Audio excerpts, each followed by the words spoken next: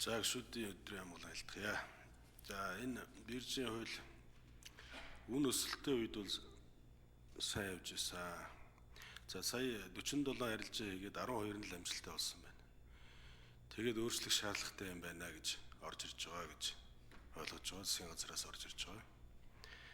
Тэгэхээр одоо төрийн өмчийн компаниуд бол энэ тээврийн салбар руу ингэж орсон нь бол энэ хуулийг засах шаардлагатай болсон байна л гэж үзэж байгаа. Тэгээ одоо худалдан авагч компани юугаараа тээвэрлэнэ үү тэр одоо худалдан авагчийн асуудал. Хизээ гаргах нь бол тэр худалдан авагчийн асуудал байвал бас ийм өрсөлдөөнтэй тээврийн бизнес тэндээ явах юм болов. Одоо энэ тээврийн компаниуд бол бүгд хүнд байдалд орж дампуурсан. Хэдхэн машинтай, нэг машинтай хүмүүс, 2-10 машинтай тээврийн компаниуд маш хүнд байдалтай, маш их зээлийн дарамтанд байгаа гэдгийг иргэд хэлж байна. Тэгээд энэ хуулийг бол дэмжиж байгаа. Тэгээд Чингэлэг тээврээ хэрхэн нэмэгдүүлж байгаа болоо. Тэгээд ер нь бол уурхай бол олборлолтоо хийгээл уурхайн асуудлаар хариуцсан. Тээврийг бол тээврийн асуудал, тээврийн зам тээврийн яам, авто тээврийн үндэсний төв хариуцсан. За хэлгээлээр гарахыг гайлын ерхий газар, хил хамгаалах ерхий газар, бусад одоо хил дээр ажиллаж байгаа мэргэжлийн байгууллагууд хариуцсан. За тэгэхээр энэ Эрдэнэс Монголоос асууя. Ямар одоо би өчигдөр мэдээлэл авснаар бол жонш, төмөр, зис, нүүрсийг энэ биржээр борлуулж байгаа. Тэгээд хэдэн тонн одоо зис, нүүрс одоо хил дээр агуулгад үүрчээд байгаа вэ? Төмөр одоо хэдэн тонн гарч одоо ямар хөө байдалтай байна вэ гэдгийг бас асууя. За тэр Чингэлэг тээвэр, Задгай тээвэр хоёр хэдэн овтой байгаа вэ? Энэний чи ард одоо олон тээвэрчдийн, олон одоо иргэдийн хувь заяа энэ байгаа шүү гэдгийг хэлье. За тэгээд тээврээ салгаж байгаа нь бол салгах гэж одоо төсөл дээр орж ирж байгаа нь бол маш зөв. Багц бол үнэхээр томдсон байна лээ. Тийм өндөр багцаар хөрөнгөний бирж одоо дуудлага худлаа зарлахад бол хамгийн том компани л авна. Хамгийн том тэр барьцаа хөрөнгө өдрийг тавих, урьдчилгаа шилжүүлэх компани бол хамгийн том компани л авна. Тэгэхээр энэ одоо бусад жижиг компаниуд худалдан авагчид хайцсан бэ. Ийм одоо том компаниудтай харьцаал одоо тэгэл энэ хамгийн чинь төгжрээд байгаа юм шүү. Эрдэнэс 5-7. Энэ дээр хариулаач. Эрдэнэс Монгол тэр хос зам яасан бэ? Одоо төмөр замын хил холболт дуустал одоо 1 жил гаруй болно. Нөгөө 5-7 юунаас зогсцгоос гашуун сууд хүртэлх хос зам хийж байгаа компани таг болсон. Энийг одоо тодорхой тайлбарладаг байна. Энээс чинь болоод маш олон хүний амь нас эд хөрөнгө сүйдэж байгаа. Эрдэнэс 5-7 тэр цогцын суманд нийгмийн хариуцлагын хүрээнд юу хийж байна вэ? Орон нутагт одоо тухайн бүс нутагт нь одоо юу хийж байна вэ? Орон сууц эдрээ хизээ барих вэ? Ажилчтай одоо зөөдгөө хизээ болох вэ?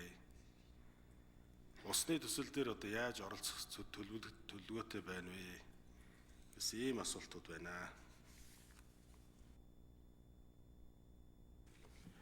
За хариулт өгье. Ажлын хэсгийн 8 дугаар микрофон.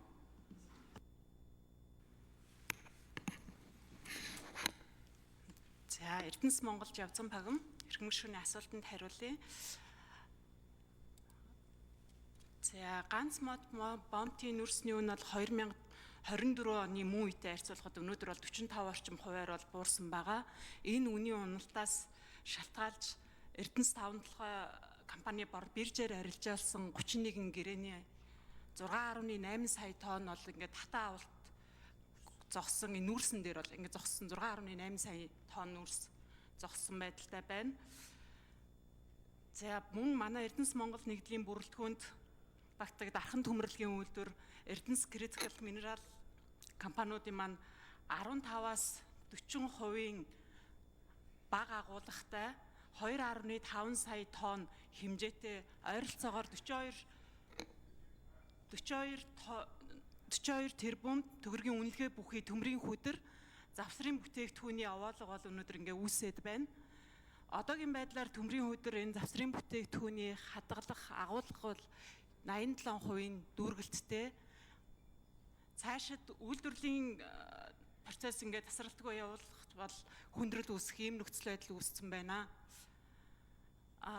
Сая бас хос авто замын асуудал хөндөгдлөө. Яг энэ манай авто замтай зэрэгэлдээ бол яг хувийн хэвшил концессийн гэрээгээр ингээ авто зам барьж байгаа ажил явж байгаа. Гэхдээ ажлын гүйцэтгэл бол маш бага. Шорон далангуудын хэмжээнд ингээ явж байгаа. Тэгээд энэ асуудал бол яг хувийн хвшилтэй хамааралтай концессийн гэрээтэй бас яг ийм хамааралтай холбогдлолтой ийм асуудал яваад байгаамаа. За. Борхогийн дэлгэр сайхан сайд нэмж хариулъя. За, Сэдвэр жигшүүний ярьж байгаатай яг санал нэг байна. Ер нь бол энэ тээврийн компаниудыг салгах нь зөвөө. Ингэхгүй бол тээврийн компаниуд их багасаа болоод ингээд жижиг компаниуд ажлын байргүй болоод орон нутгийн иргэд бас бухимдал ихтэй байгаа. Тийм учраас энийг бол засгийн газараас тогтоол гаргаад бүх тээврийг одоо зам тээврийн яам хариуцахаар болж байгаа гэдгийг сэдвийг шүнд одоо зориуд хэлье. За энэ замын асуудал дээр бол энэ тал нутгийн зам гэж компани ажиллаа эхлүүлээд үндсэндээ бол концессийн гэрээ хийснээс хойш одоо энэ 3 жил гарan зогсож байна. Өнөөдрийг бол тэгээд миний би 2 сар гарангийн өмнө дуудаж энэ компанитай уулзсан. Тэгээ энэ компани хийсэн нэг гэрээнд бол 50 км-ийн орчимд өөр зам. За, минут нэмж өгье. Гүйцэж хариулъя. Өөр зам тавихгүй гэдэг ийм одоо заалттай байсан учраас энийг одоо эдийн засгийн хөгжлийн сайд одоо тэргуун шадар сайттай зөвлөөд энэний одоо гэрээг нь одоо өөрчлөөд энэ компани барьж байгаа зам 87% гүйцэтгэлтэй байна. Тэгээ өөрөөсөө бол энийг нэн дээр дуусгах гэдэг ийм үүрэг одоо авсан. Хажуугаар нь одоо тэр 50 км-ийн зай дахид зам тавихгүй гэдэг заалтыг хүчингү болгоод бусад одоо зам тавих гэсэн компанид боломж олгохоор ингээд зам тавирын ямнаас шийдэж байгаа гэдгийг зориуд хэлье. Баярлалаа. За, ажлын хэсгийн 10 дугаар микрофон хариулт өгье. За, сэдвэрч гишүүний асуултанд хариулъя. За, Чингэлэг тээврийн хувьд бол биржээр борлуулагдсан нөөцний хувьд бол 100% Чингэлэг тээврээр явж байгаа.